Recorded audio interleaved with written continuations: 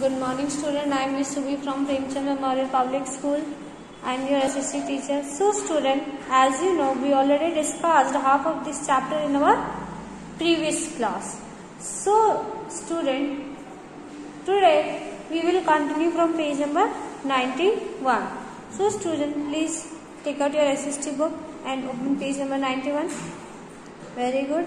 And our paragraph is inner planets. There are 4 planets, namely Mercury, Venus, Earth and Mars, which are dense and have rocky composition. Mercury and Venus do not have any satellite or moons, whereas Earth has 1 and Mars has 2. So student, inner planets कौन-कौन से हैं और कितने planets हैं inner? 4. Very good. There are 4 planets. कौन कौन से? Mercury, Venus, Earth and Mars, which are dense and have rocky composition. So student, जो मरकरी और वीनस है दे डोंट हैव सैटेलाइट्स और मून. उनके पास ना सैटेलाइट है और ना ही मून है. ओके. और अर्थ के पास एक है ना satellite and Mars has 2 moons. और मार्स के पास कितने मून्स है? Very good, 2. Outer planets. The outer planets are Jupiter, Saturn, Uranus and Neptune. कौन कौन से हैं outer planets? Jupiter, Saturn, Uranus and Neptune. These are very big and giant in size as compared to the inner planets. So students, ये inner planets से काफी बड़े होते हैं. There are lighter and less dense as they are made of gases and liquids. और ये किसके बने होते हैं? Gases and liquids. Next is Earth, our unique planet. Earth is the 3rd planet in the terms of distance from the sun. So student, Earth 3rd planet है in the term of, ये सूरज से तीसरे number पे दूरी पे है. Okay. First क्या है? Mercury. Second is Venus. Third क्या है? हमारा earth. The total distance is about 150 million kilometres. और कितना टोटल डिस्टेंस है? 150 million kilometres. It ranks 5th in terms of size after Jupiter, Saturn, Uranus and Neptune. और size में 5वें स्थान पे है ये. Okay. Our Earth is a unique planet in the whole of the solar system in the sense that it provides all things which are necessary for the growth and development of life. So student, आपको पता है ना कि अर्थ पे सब कुछ available है जो एक लाइफ को एग्जिस्ट करने के लिए इम्पोर्टेंट होता है. और सिर्फ अर्थ ही एक ऐसा प्लानिट है जिसपे लाइफ एग्जिस्ट करती है. For example water, oxygen and soil. It is also called blue planet. It is also called blue planet because 71% of its surface is covered with water. If we see it from the space, it appears blue in color. So student, अर्थ को जैसे कि आप जानते हो blue planet भी बोला जाता है. क्यों बोला जाता है? क्योंकि 71% जो सरफेस है वो किससे कवर है? वाटर से. और ये स्पेस से कैसा दिखता है? ब्लू दिखता है. It lies at a suitable distance from the sun. It is evident from the fact that scientists are estimating that a slight deviation of about 10% either closer away from the sun can lead to the destruction of life on it. It is so because in earlier case the earth would become too hot and in the later case too cold. In such condition life would perish away. Earth has seasons, day and night, elements of weather and climate like pressure, temperature, winds, its which provide uniqueness to it. Okay student. So student, जो हमारा अर्थ है वो सन से एक suitable distance की दूरी पे है, जिसकी वजह से ना तो हम सन के बहुत पास है ना ही बहुत ज्यादा दूर.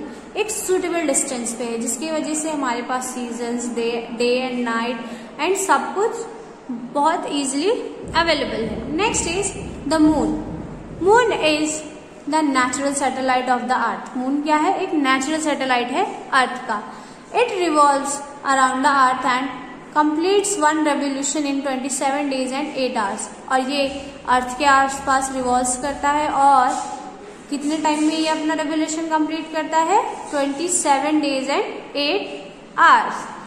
Its light reaches the earth in 1.30 seconds। At the same time, it takes equal time for completing one rotation on its axis। So student, जो लाइट पहुंचती है मून की लाइट अर्थ पे कितने टाइम में आती है? 1.30 सेकेंड्स में। Satellites don't have their own light, so does the moon। It reflects the light received from the stars in the space। So student, आपको पता है ना, जो सैटेलाइट का अपना कोई चमक नहीं होता, ओके? जो स्टार्स की लाइट होती है उनको वो रिफ्लेक्ट करता है। It is 1/4 of the size of its mother planet, that is Earth।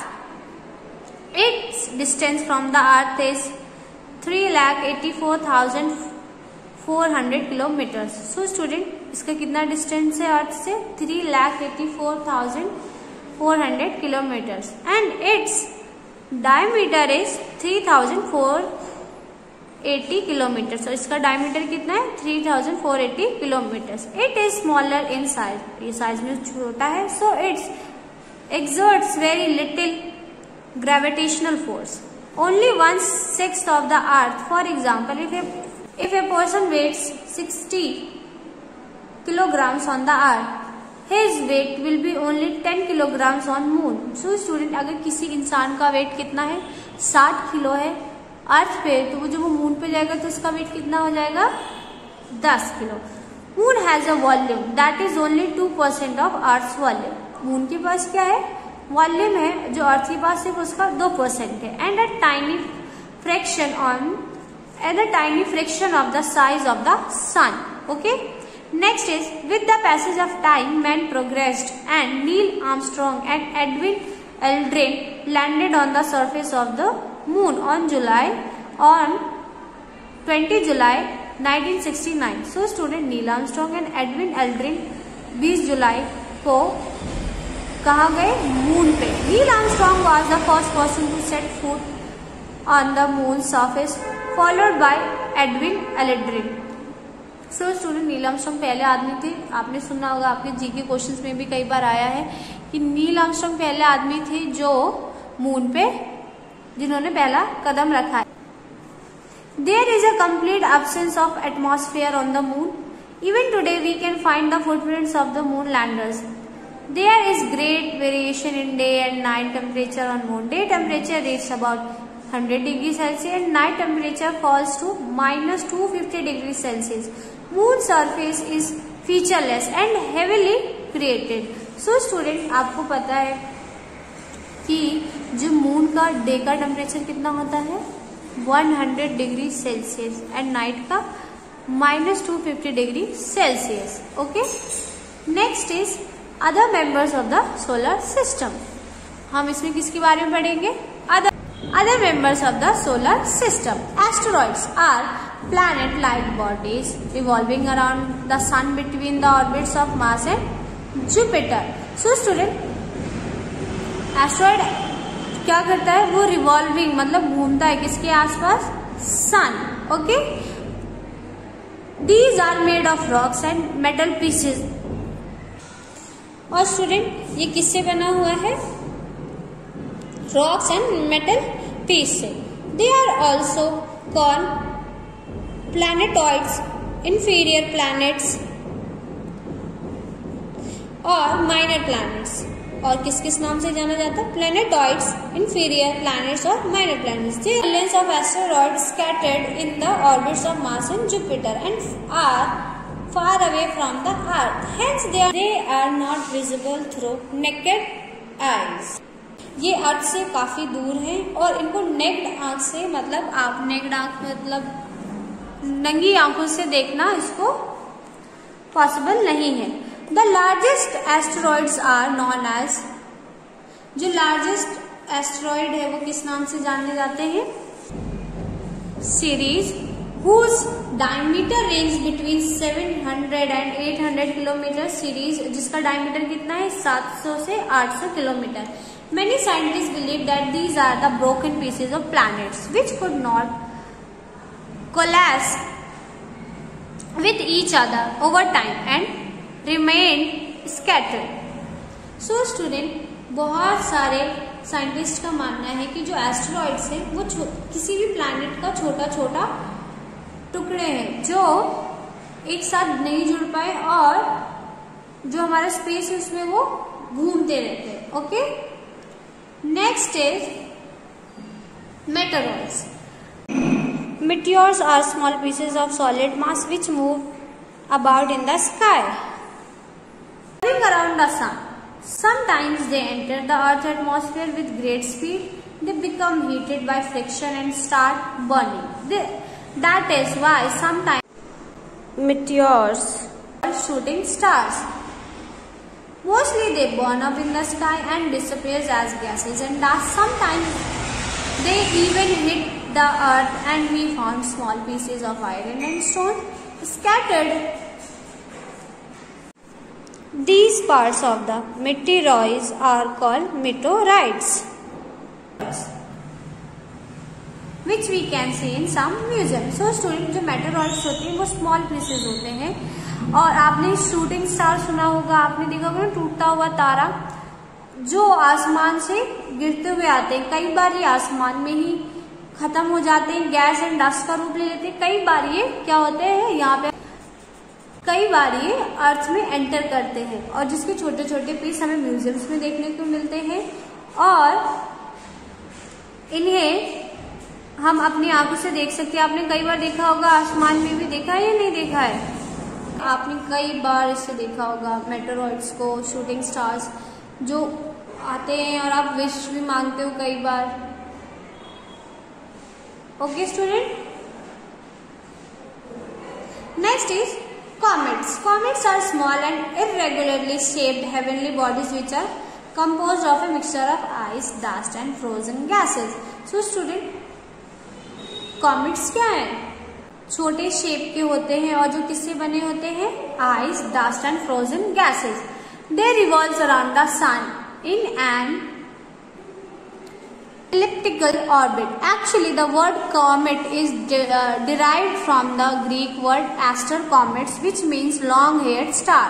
So, student, जो comets है, उस कहाँ से लिया गया है? ग्रीक वर्ड से, जिसका मतलब क्या होता है? long-haired star. The long-haired, as mentioned here, refers to the glowing tail, which looks like a hair blowing in the wind. As compared to the asteroids and meteors, they are small in size. Whenever they reach near the sun, the star starts glowing.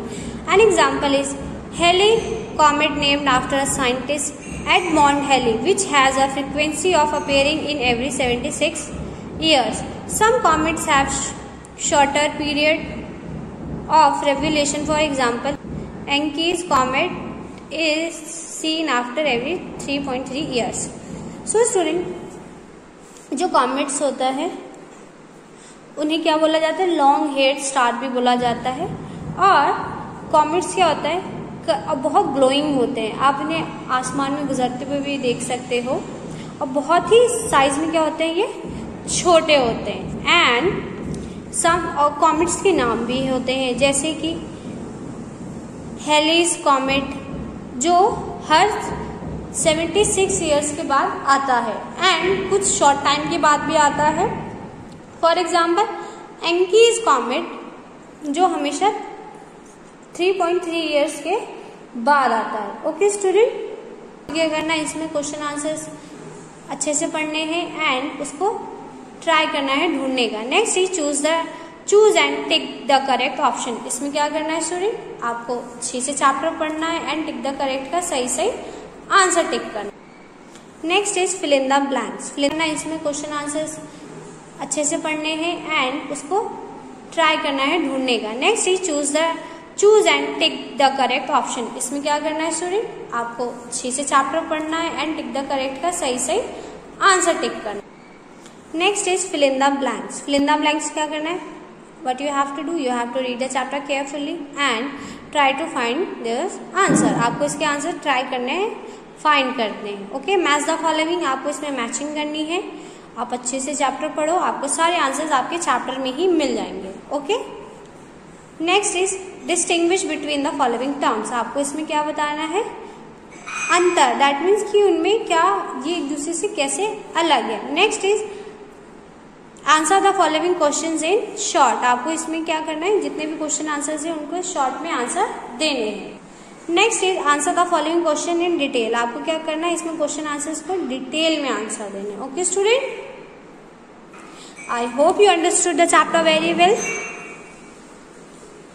So student, thank you so much. Have a nice day. Meteor